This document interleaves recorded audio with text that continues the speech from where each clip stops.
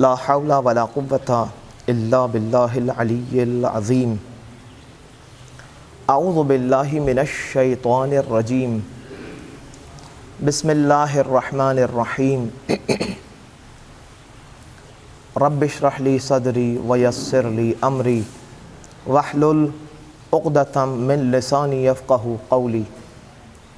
الصلاۃ والسلام علی اشرف الانبیاء والمرسلین اہل بیتہ الطیبین الطاہرین المعصومین المنتجبین المکرمین الحر المیامین، واللعنۃ الدائمۃ علی اعدائہم اجمعین من یوم عداوتہم الی یوم لقاء اللہ۔ قال اللہ الحکیم فی کتابہ المجید و فرقانہ الحمید۔ بسم اللہ الرحمن الرحیم۔ والشمس والضحاها والقمر اذا تلاها پر محمد وآل محمد صلوات۔ اللہم صلی علی محمد وآل محمد۔ ماشاءاللہ، سب سے پہلے تو آپ سب مومنین کرام جو یہاں پر الحمدللہ اس موسم کے لحاظ سے اس تعداد میں یہ ایکسپیکٹ نہیں کیا جا رہا تھا کہ اتنے لوگ ہوں گے، چونکہ یہی معجزہ عزائے حسینی ہے۔ اور گزشتہ 3 دنوں سے میں آپ کی خدمت میں سورج اور چاند کا ہی ذکر کر رہا تھا، تو اللہ تبارک و تعالیٰ نے شاید یہ چاہا ہے کہ جب سورج اور چاند کا تذکرہ ہے تو بادل کا، ہوا کا، بارش کا، پانی کا تذکرہ کیوں نہ ہو۔ اس کو ایسے موسم، ایسے موقع پر نازل کر دو کہ وہ بھی ایسے موقع پر پانی نازل کر دو۔ آیت نہیں، آیت نازل ہو چکی ہے۔ صلوات بھیجیے محمد۔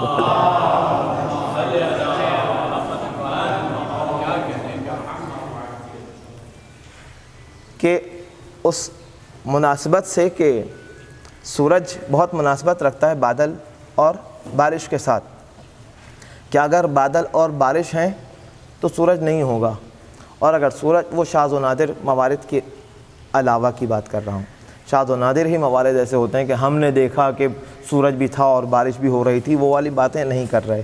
جو ایک قانون ہے کہ بادل چھائے گا اور بادل ہوگا اور پھر سورج پنہا ہو جائے گا، تبھی بارش برسے گی۔ اللہ تبارک و تعالی ہواؤں اور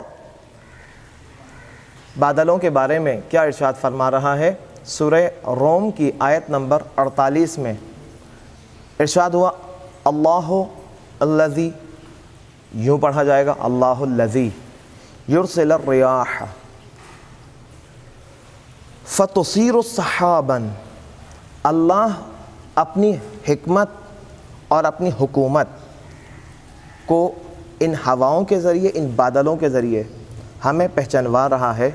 فرما رہا ہے اللہ وہ ہے جس نے ہوائیں چلائیں۔ اللہ الذی یرسل الریاح، وہ ہے کہ جس نے ہواؤں کو چلایا۔ فتصیر سحابا، اور وہ تیز ہوائیں جب چلتی ہیں تو سحاب کو، سحاب یعنی بادل، صاد سے نہیں ہے، صاد سے وہ صحابہ کرام ہیں، اور سین ہے الف بے 2 زبر کے ساتھ، صحابن یعنی بادل، وہ بادلوں کو ہوائیں تیز لے کر چلتی ہیں۔ فَيَبْسُطُهُ إِلَى السَّمَاءِ، اور اس کو آسمان پر ٹکڑے ٹکڑے کر دیتی ہیں، بادلوں کو آسمانوں پر ٹکڑے ٹکڑے کر دیتی ہیں۔ وہ ہوائیں جو تیز ہوائیں چلتی ہیں اور بادل کو لے کر چلتی ہیں، ان ہواؤں کو چلانے والا وہ خدا ہے۔ خدا اپنی قدرت کی طرف اشارہ کر رہا ہے۔ اللہ الذی، وہ خدا ہے کہ جو تیز ہواؤں کو چلاتا ہے، کہ یہ تیز ہوائیں بادلوں کو لے کر چلتی ہیں اور وہ بادلوں کو آسمان پر ٹکڑے ٹکڑے کر دیتی ہیں۔ کہاں پر، کیسا ٹکڑے ٹکڑے؟ کیفا یشاء، جیسا وہ چاہتا ہے۔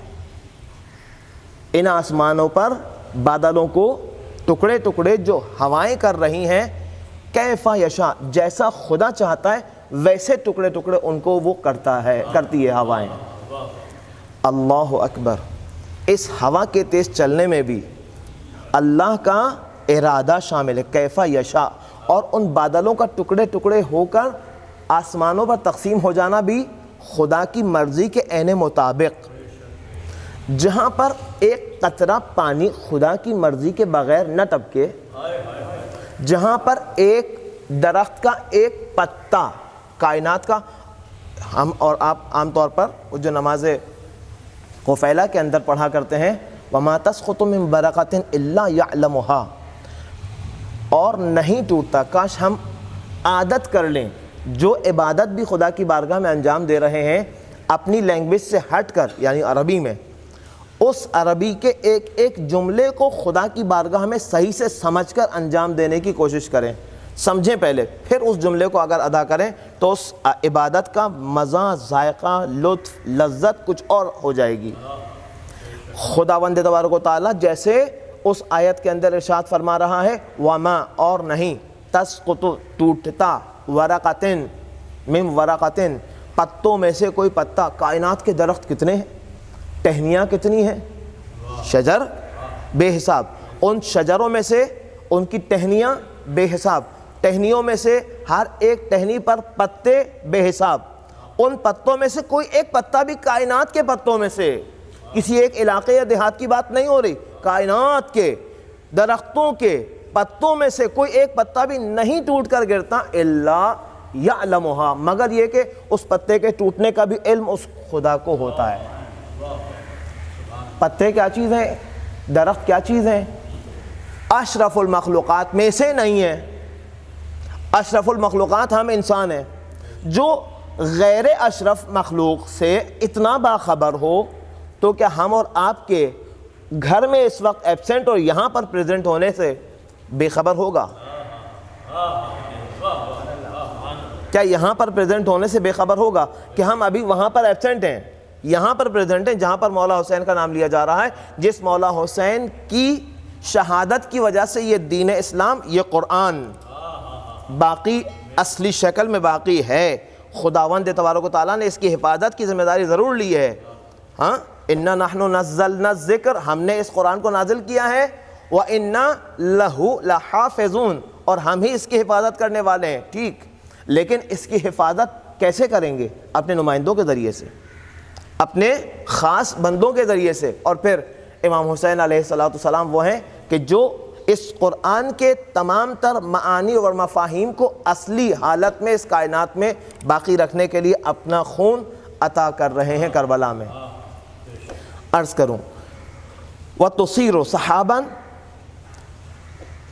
فَيَبْسُطُهُ فِي السَّمَاءِ كَيْفَ يَشَاءُ وَيَجْعَلَهُ كِسَافًا فَتَرَى الْوَدْقَ يَخْرُجُ مِنْ خِلَالِهِ فَإِذَا أَصَابَ بِهِ مَنْ يَشَاءُ مِنْ عِبَادِهِ إِذَا هُمْ يَسْتَبْشِرُونَ۔ اللہ وہی آسمان میں پھیلا دیتا ہے اور اسے ٹکڑے ٹکڑے کر دیتا ہے اور اس کے درمیان سے پانی برساتا ہے، پھر یہ پانی ان بندوں تک پہنچتا ہے جن تک وہ پہنچانا چاہتا ہے۔ جو پانی ہم تک پہنچا ہے نا، یہ خدا کی مرضی ہے کہ یہ پانی ہم تک پہنچے۔ قرآن کے صریح ترجمے کو عرض کر رہا ہوں، مفہوم نہیں ہے یہ۔ اگر یہ پانی آج ہماری اپنی غلطیوں کی وجہ سے ہمارے لیے زحمت بنا ہوا ہے، یہ ہماری اپنی غلطیاں ہیں، وَإِلَّا اللہ کی طرف سے حکمت یہ ہے کہ یہ پانی ہم تک پہنچے، یہ ہمارا حصہ ہے، خدا کی بارگاہ میں طے ہے کہ یہ جو پانی ہم تک پہنچ رہا ہے یہ ہمارا حصہ ہے، تو وہ خوش ہو جاتے ہیں۔ نتیجہ یہ تو وہ خوش ہو جاتے ہیں، جن تک یہ پانی پہنچتا ہے وہ خوش ہو جاتے ہیں۔ کیا آج سارے لوگ اس پانی کو دیکھ کر کے خوش ہیں، جس میں آج کشتی کی طرح گاڑی چل رہی ہے؟ موٹر والی گاڑی کشتی کی طرح، چار پہیے والی گاڑی کشتی کی طرح چل رہی ہے، کیا اس پانی سے ہم اور آپ خوش ہیں؟ قرآن کہہ رہا ہے جب ان تک وہ پانی پہنچتا ہے تو وہ خوش ہو جاتے ہیں۔ اب سوال یہ پیدا ہوتا ہے کہ کیا یہ وہی پانی ہے؟ کیا یہ وہی پانی ہے جس کی طرف یہ اشارہ؟ یقیناً یہ وہی پانی ہے۔ ہاں، اس پر ہم خوش ظاہری طور پر نہیں ہیں، لیکن یہ در حقیقت ہمارے ہی لیے مفید فائدہ ہے ہر لحاظ سے۔ ہماری ان غلطیوں کو اگر نکال دیا جائے تو یہ بے نہایت مفید پورے عالم میں جہاں جہاں پر جیسا ایسا برس رہا ہے۔ اب لطف خدا دیکھیے، عرفان الہی میں سے لطف خدا دیکھیے، وہ یہ کہ اچھا جو عرض کر رہا ہوں صرف وہی عرض کر رہا ہوں، اس کا معنی، اس کا مطلب یہ ہوا، اس کا مطلب وہ ہوا نہیں لیجئے گا، چونکہ بعض جگہوں پر مطلب کچھ اور لیا جا رہا ہوتا ہے، الفاظ کچھ ہیں اور مطلب کچھ اور لیا جا رہا ہوتا ہے جو ہم نے نہیں کہا ہوتا۔ اگر وہ مراد لے لی جو ہم نے کہی ہی نہیں ہے، جو ہمارے الفاظ ہی نہیں ہیں، تو پھر وہ اس مراد لینے والے کی غلطی ہے، ہمارا مقصد یہ نہیں ہے۔ کیا چیز؟ لطف خدا اسے کہا جاتا ہے کہ جو چیز خدا نے کہی ہے کہ یہ ہمارے لیے مفید ہے، وہ یقیناً مفید ہے۔ خداوند تبارک و تعالیٰ نے اسے اگر ہمارے لیے ایسا بھیجا ہے کہ ہم خوش ہو جائیں گے تو ہمیں خوش ہونا چاہیے۔ اور خوشی کے عالم میں انسان کیا کہتا ہے؟ سبحان اللہ، تسبیح خدا، خدا کی حمد و ثنا کی طرف متوجہ ہونا۔ اگر ہم اس طرح کی زحمتوں میں اپنی غلطیوں کو ایسے پڑھ رہے ہیں اسی پانی سے، اور اس مقام پر وہ آنے والا جو ہمیں خوش کر دیتا کہ یقیناً خوش ہونا چاہیے تھا، اور شکر خدا نہیں کر رہے ہوتے، حمد خدا نہیں کر رہے ہوتے، تو ہم نے غلطی کی اور خدا کی بارگاہ میں ناشکراپن کیا۔ ایسے ہی یہی عالم، یہی چیز تقریباً یوں کہہ سکتا ہوں کہ ہم اور آپ، یہ تو مادی وسائل ہیں، پانی مادہ ہے، زمین سے اگنے والا غلہ، پھل فروٹ مادہ ہے، ان کے اندر جو ہم رکاوٹ ایجاد کر دیتے ہیں، اس رکاوٹ جو ہم نے خود نے شخصاً ایجاد کی ہے کہ عوض میں ہم خدا کی بارگاہ میں شکر خدا بھی نہیں کرتے، اس لیے کہ اس میں ہمیں وہ فائدہ نہیں ہو رہا ہوتا، تو شکر خدا نہیں کر رہے ہو۔ فائدہ کیوں نہیں ہوا؟ جو فائدہ پہنچنا تھا وہ فائدہ کیوں نہیں ہوا؟ اپنی غلطی، اس غلطی پر خدا کی بارگاہ میں سوری بھی نہیں ہے، استغفار بھی نہیں ہے، مطلب توبہ بھی نہیں ہے۔ اور ایک توبہ عملی ہے، ایک توبہ زبانی ہے، جیسے شکر عملی ہے اور ایک شکر زبانی ہے۔ الحمدللہ رب العالمین شکر زبانی ہے، اور شکر عملی کیا چیز ہے؟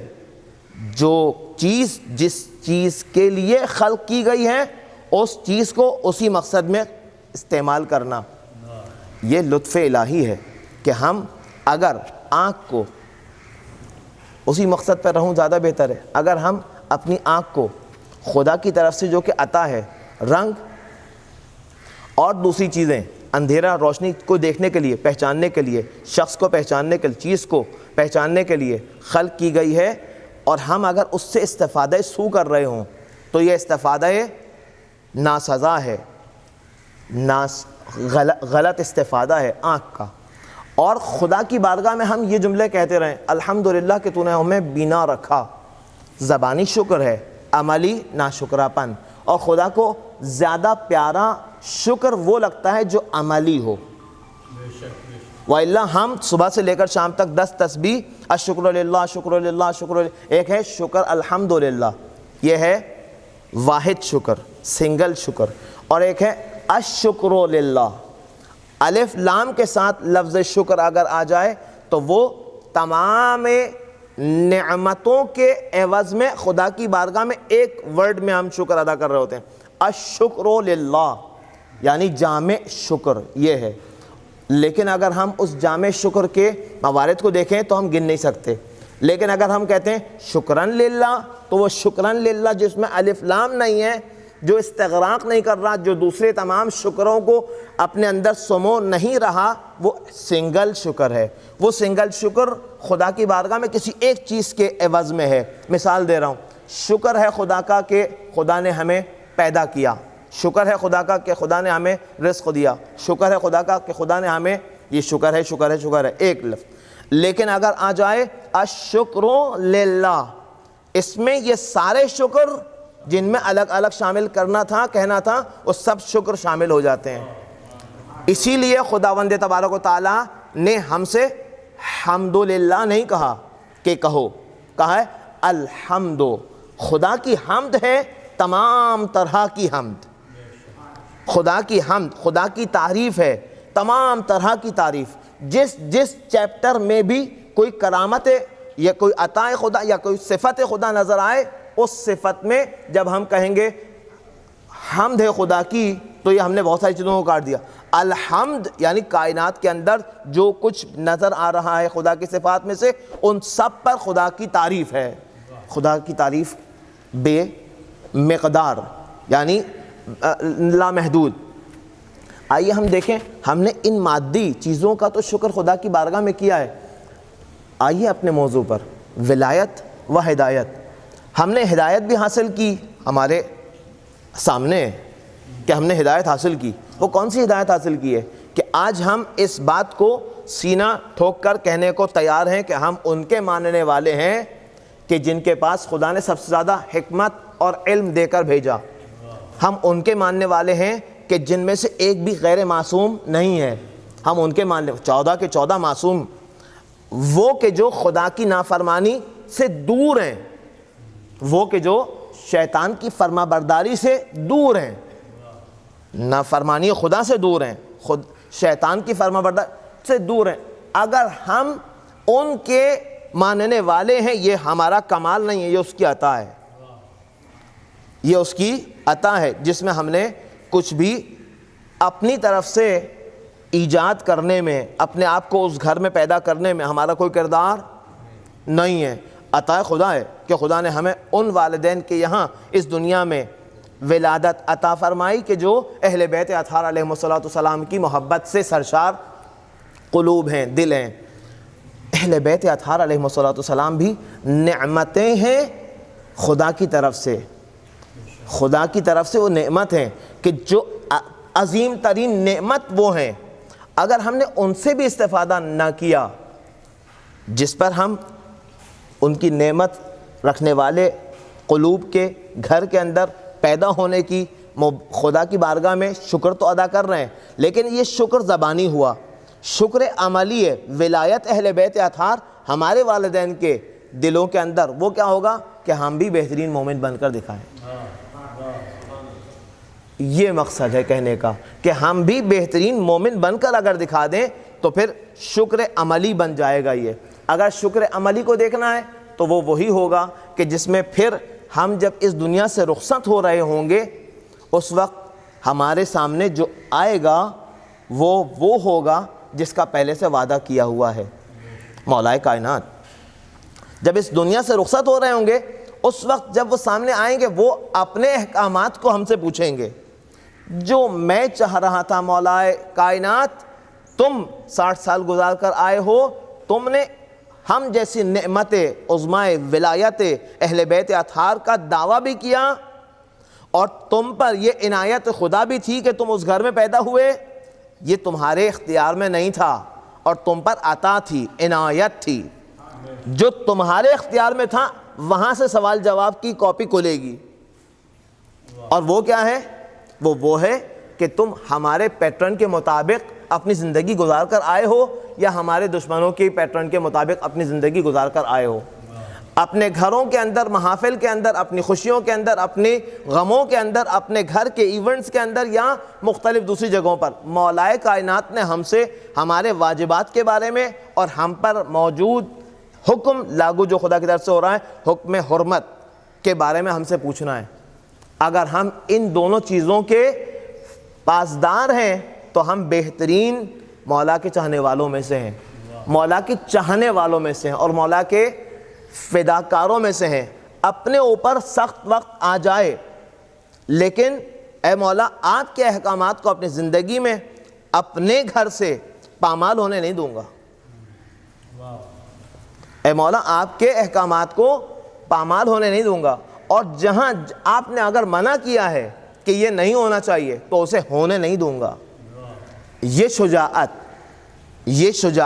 اسے شجاعت کہا جاتا ہے۔ ہم اگر شجاعت مولا کا، اچھا ایک جملہ بہت مشہور ہے، الحق مع علی والعلی مع الحق۔ حق علی کے ساتھ ہے، توجہ ہے، اور علی حق کے ساتھ ہے۔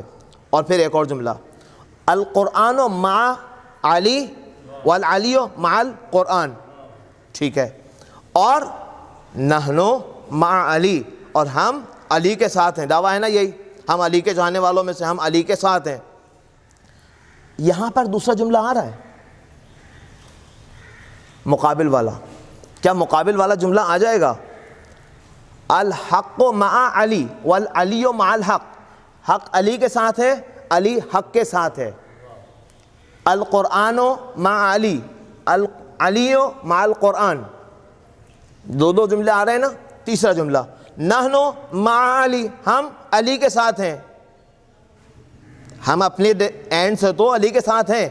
والعلی معنا، کیا یہ ہے؟ اور علی بھی ہمارے ساتھ ہیں، کیا یہ بھی ثابت ہو رہا ہے؟ اگر ہم اپنے گھروں میں، محافل میں، نعوذ باللہ خدا نخواستہ بے حجابی کو فقط 2 دن کے لیے، شادی اور ولیمہ 4 دن کے لیے، مائیو مہندی کے لیے الاؤ سمجھتے ہیں، اور اس ہی محفل کے اندر ایک مرتبہ پنجتن پاک کو بھی بلاتے ہیں، اصحاب قصہ کو بلاتے ہیں، قصہ پڑھ کر، حدیث معصومہ کی پڑھ کر بلاتے ہیں، اس کے بعد کہتے ہیں جیسے یہ کتاب بند، جسارت کر رہا ہوں، کیا کروں؟ جسارت میں نہیں کر رہا، حقیقت گوئی کر رہا ہوں۔ یہ کتاب بند، حدیث کے ساتھ ادھر کتاب بند ہوئی، ادھر قناعت بھی ہٹ جائے، ادھر مولانا بھی سائڈ میں، آپ قبلہ وہ والی میز ہے نا، وہاں پر بیٹھ جائیں، تھوڑا سا یہاں پر زحمت ہوگی آپ کو، آپ کو اچھا نہیں لگے گا۔ کیا اچھا نہیں لگے گا؟ ہم اور آپ اچھی طرح جانتے ہیں کیا اچھا نہیں لگے گا۔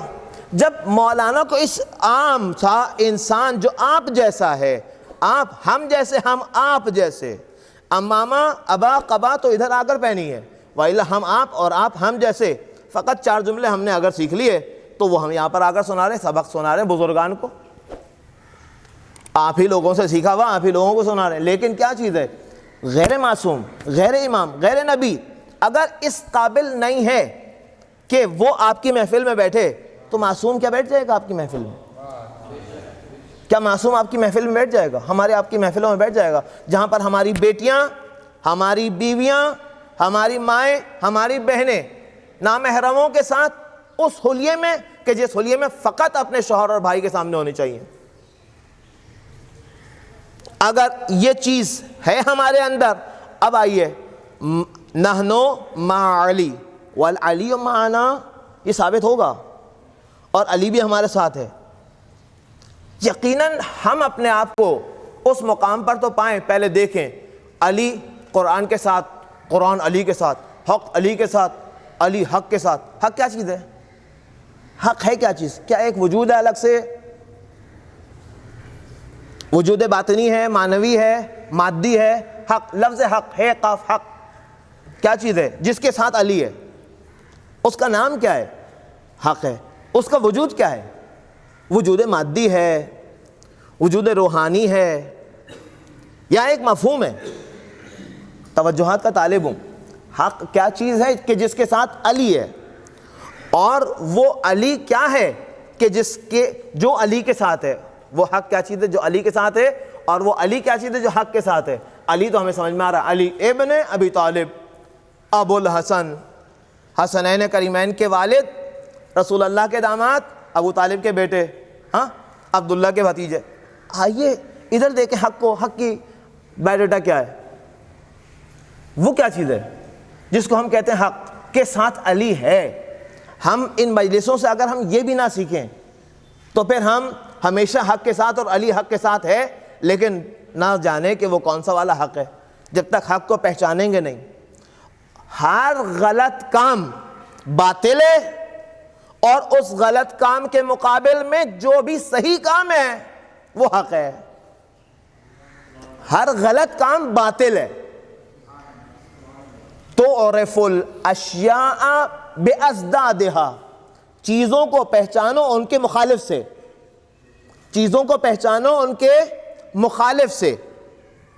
چیز حق، حق کا مخالف کیا ہے جو اب تک ہم نے سنا ہے؟ کیا ہے؟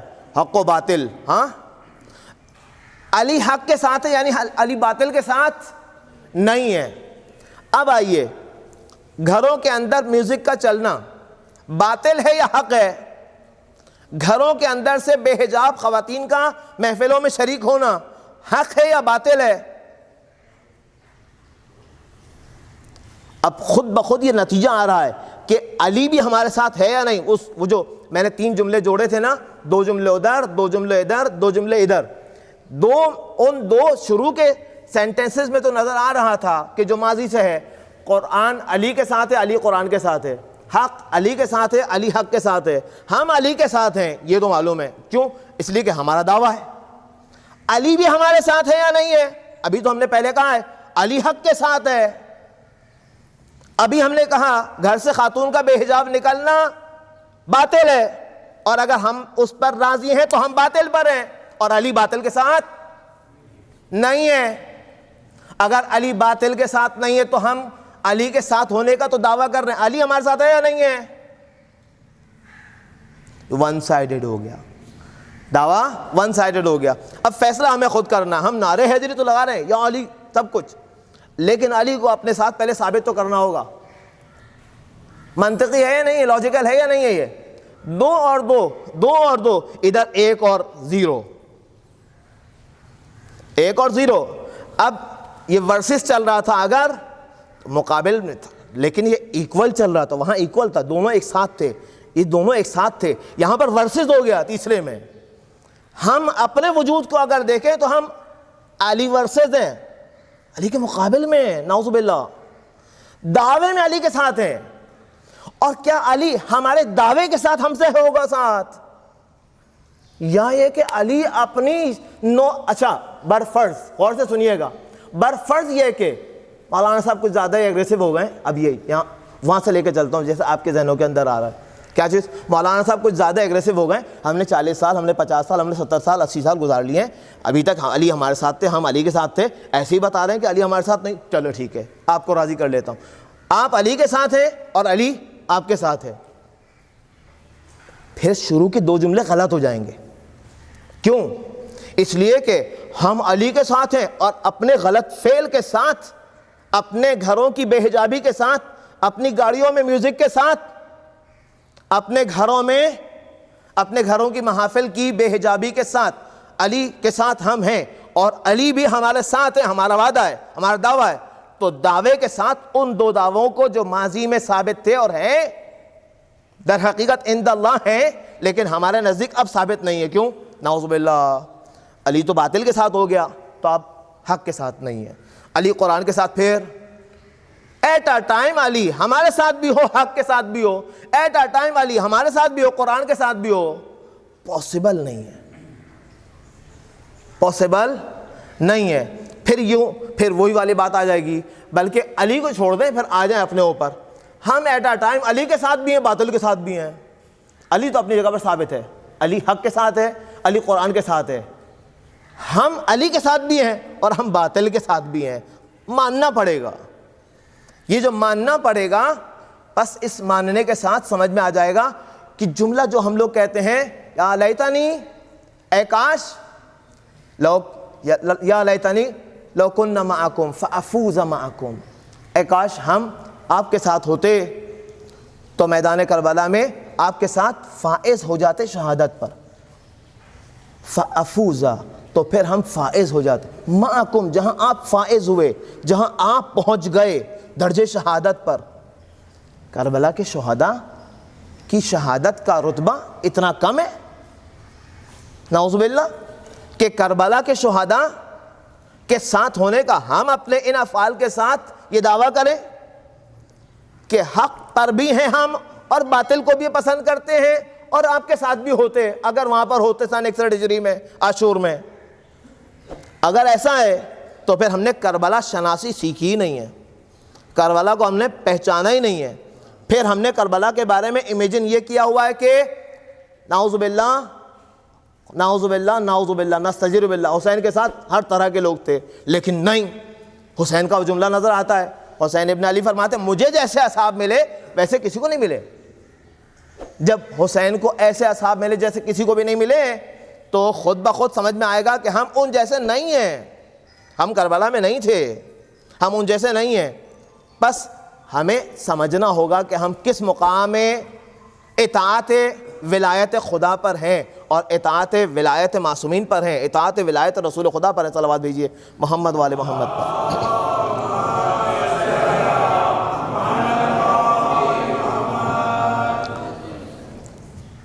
یہ پانی جو برس رہا تھا، ابھی تو رک گئی ہے اس لیے کہہ رہا ہوں تھا، یہ جو پانی برس رہا تھا یہ پانی ہمارے لیے نعمت ہے، نعمت عظمیٰ ولایت عظمیٰ اہل بیت اطہار ہے۔ ہم جب چھوٹی نعمت سے صحیح استفادہ نہیں کر رہے تو بڑی نعمت سے بھی ہم استفادہ کامل سے محروم ہیں۔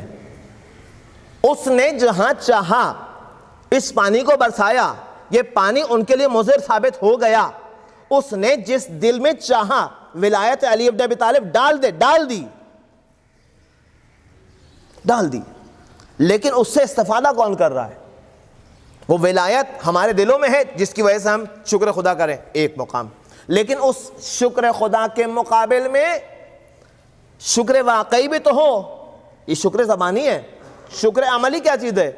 ولایت نے جو ہم سے چاہا ہے پہلے اس کو پہچانے کیا چاہا ہے، اور پھر اپنی چاہتوں کو دیکھیں میچ کر رہی ہیں یا کانفلکٹ ہیں۔ اگر الگ الگ ہیں تو اسے ریموو کر دیں، اور اگر ایک جیسی ہیں تو شکر خدا کر لیں۔ یہ وہ مقام ہے جہاں پر ہم کو خدا کی بارگاہ میں اس نعمت ولایت کا اپنے قلوب میں اپنے دلوں میں ہونے کا واقعی میں شکر ادا کرنے کا مقام ملے گا۔ لیکن اگر ہم نے اپنی زندگی کو بغیر اس چیز کے جس کی دعوت بار بار قرآن دے رہا ہے، وہ دعوت کیا ہے؟ افلا یتدبرون افلا یعقلون افلا تعقلون، کیا تم عقل سے کام نہیں لیتے؟ قرآن کہہ رہا ہے کیا تم عقل سے کام نہیں لیتے؟ کیا تم تدبر نہیں کرتے؟ کیا تم تفکر نہیں کرتے؟ کیا تم تعقل نہیں کرتے؟ اگر ہم تعقل، تدبر، تفکر کو فعال کر لیں، جولانیت میں لے آئیں، تو بہت ساری غلط فہمیوں سے باہر نکل آئیں گے۔ وَإِلَّا اس حق بات کے اوپر بھی جو عرض کی آج کے دن 4 اعتراضات تو خود بخود نکل آئیں گے۔ اگر میں معترض بن کے ادھر سے سن رہا ہوں نا تو میں ابھی اترتے ساتھ ہی جو بھی یہاں پر یہ بیان کر رہا ہے اس کے اترتے ساتھ ہی اس کے سامنے 4 سوال رکھ سکتا ہوں اعتراضیہ۔ کیوں؟ اس لیے کہ ناقد ذہن بنا کر اگر بیٹھوں گا، لیکن اگر ایکسیپٹنس رکھنے کا ذہن بنا کر بیٹھوں گا کہ مجھے ممبر رسول سے کچھ سننا اور سیکھنا ہے، تو پھر ہر وہ غلط اعتراض جو ذہن میں آئے گا اس کے غلط ہونے کو اپنے آپ کو افہام کروں گا کہ یہ اعتراض ہے غلط اس اینگل سے۔ اپنے آپ کو اگر صحیح ثابت کرنے کا پہلے سے فیڈ نہیں کیا ہوا تو، لیکن اگر اپنے آپ کو صحیح ثابت کرنے کا پہلے سے فیڈ کیا ہوا ہے تو پھر الامان الحفیظ، صلوات بھیجے محمد والے محمد۔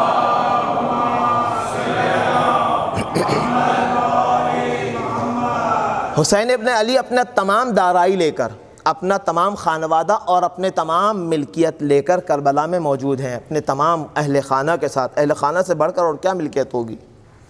اہل خانہ سے بڑھ کر خواتین، بچے، جوانان، انصار سے بڑھ کر اور کون ہوگا؟ ان سب کو لے کر حسین ابن علی تشریف لائے ہیں میدان میں۔ کیوں لے کر آئے ہیں؟ دین خدا بچ جائے،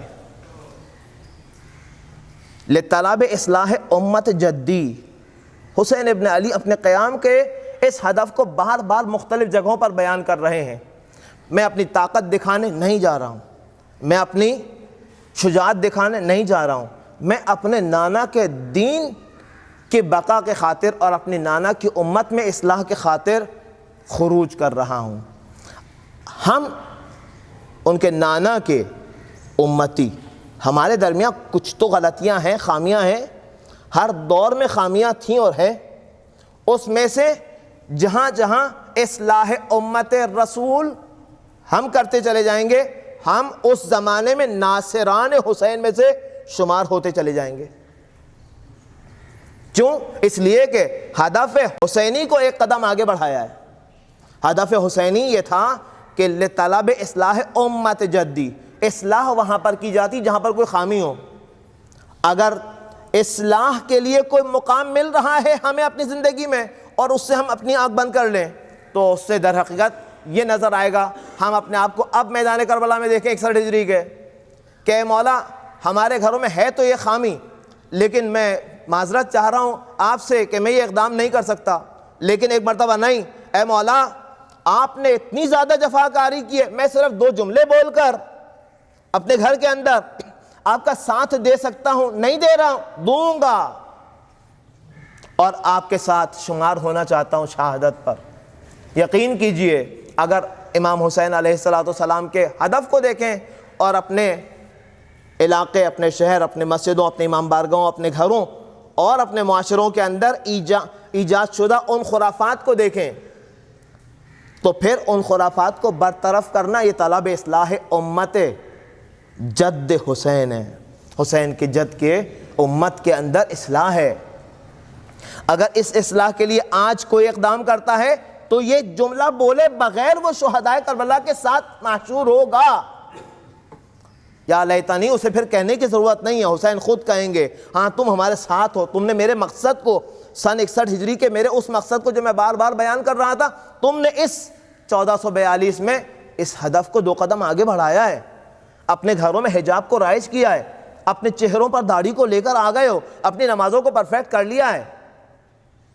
حسین ابن علی وہاں سے پکار رہے ہیں، کون ہے جو آج میرا والا ہو کر حبیب ابن مظاہر کی طرح شجاعت دکھائے گا؟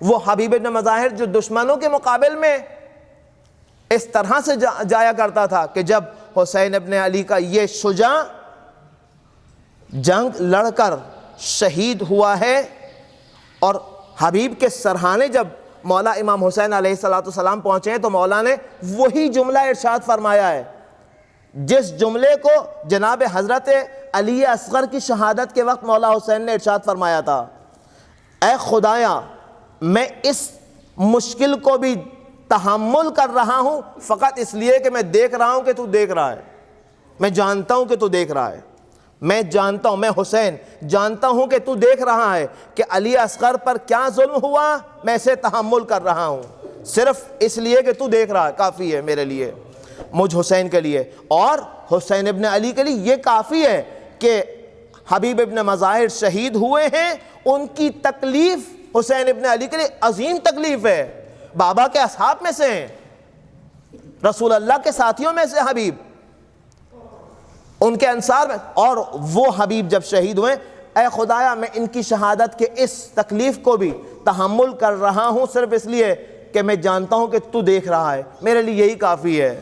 اور یہی حسین ابن علی جب اپنے وہ کڑیل جواں بیٹے علی اکبر کو رخصت کر رہے ہیں، علی اکبر تشریف لائے مولا حسین کے پاس، اذن جنگ مانگی، مولا حسین نے اذن جنگ دی، اب جس طرح سے دی وہ ہم اور آپ بار بار سن چکے ہیں کہ حسین نے ایک آس بھری نگاہ سے علی اکبر کی طرف دیکھا اور پھر رخصت کیا۔ یہ علی اکبر جب آگے بڑھ رہے ہیں، حسین ابن علی نے فرمایا اے خدا تو گواہ رہنا کہ جو کائنات کے اندر سب سے زیادہ شبیہ صورتاً و سیرتاً، صورت و سیرت میں سب سے زیادہ شبیہ رسول خدا ہے، اسے تیری بارگاہ میں ان دشمنوں کے پاس بھیج رہا ہوں کہ تیری بارگاہ میں اپنی جان نثار کر دے۔ اے خدا تو گواہ رہنا اس قوم پر کہ جو قوم ہم پر رحم نہیں کر رہی، یہ حسین کا فدیہ جا رہا ہے، علی اکبر جا رہا ہے۔ علی اکبر کو رخصت کیا، میدان کی طرف چل رہے ہیں، چند قدم آگے بڑھے، مڑ کر دیکھا بابا تشریف لا رہے ہیں، مولا حسین ہلکے ہلکے اکبر کے پاس جا رہے ہیں۔ علی اکبر رکے، اے بابا کیا آپ نے مجھے اجازت نہیں دے دی؟ ہاں بیٹا میں نے تجھے اجازت دے دی، لیکن کاش تو سمجھ پاتا کہ میں اس وقت کیا جھیل رہا ہوں، کیا میں صرف اس وقت یہ محسوس کر سکتا تھا اگر تیری طرح کا کوئی کڑی الجوا بیٹا ہوتا اور وہ مرنے کے لیے اجازت مانگتا اور تو اسے اجازت دے دیتا تب تو میری اس تکلیف کو محسوس کر سکتا تھا۔ لیکن حسین ابن علی نے رخصت کیا، قربت الہی میں اکبر کو روانہ کیا، اکبر گئے، اکبر نے میدان کربل میں وہ شجاعتیں دکھائیں اور یہ رجس پڑھے کہ میں علی ہوں، میں علی ابن الحسین، میں علی ہوں، حسین ابن علی کا فرزند ہوں، میں تمہیں کسی طرح سے بھی حریم حسینی کی طرف بڑھنے نہیں دوں گا۔ حسین ابن علی کا یہ فرزند علی اکبر دشمنوں کو للکار کر کہہ رہا ہے میں تمہیں حسین کی حریم تک، حسین کے محارم تک پہنچنے نہیں دوں گا۔ اللہ اکبر۔ اسی لیے زینب و ام کلثوم کو اکبر و عباس پر ڈھارس تھی کہ اکبر یہ فرما رہے ہیں میں تمہیں حریم حسینی تک جانے نہیں دوں گا۔ لیکن بار بار حملہ حسین ابن علی کے اس فرزند دشمنوں پر کیا۔ 120 سواروں کو واصل جہنم جب کر چکے، ایک مرتبہ علی اکبر نے آواز دی، اے بابا بہت زیادہ پیاس لگی ہے، پیاس سے گلا خشک ہوا ہے۔ اکبر کو بابا کے پاس پہنچے۔ بابا حسین نے اپنی ایک روایت میں ہے، بابا حسین نے اپنی سوکھی زبان اکبر کے منہ میں ڈال دی، یا اکبر کی سوکھی زبان کو اپنے منہ میں لے لیا۔ اور دوسری روایت ہے کہ حسین ابن علی نے اپنی انگوٹھی نکال کر اکبر کے منہ میں رکھی، اے اکبر اسے اپنے دہان میں رکھ لو۔ لیکن اس سے کیا سہارا ہوتا؟ گئے اکبر اور گئے، جنگ لڑی۔ اب جب ایک وار ہوا، اکبر کی پشت سے اکبر کے گلے پر ایک ایسا تیر لگا کہ گلا چھنی ہوا۔ اکبر نے حسین کو مدد کے لیے پکارا، یا ابتا، اے بابا، رسول خدا میرے جد رسول خدا مجھے پانی پلانے کے لیے آئے ہیں۔ لعنت اللہ علی القوم الظالمین فسیعلم الذین ای منقلب ینقلبون۔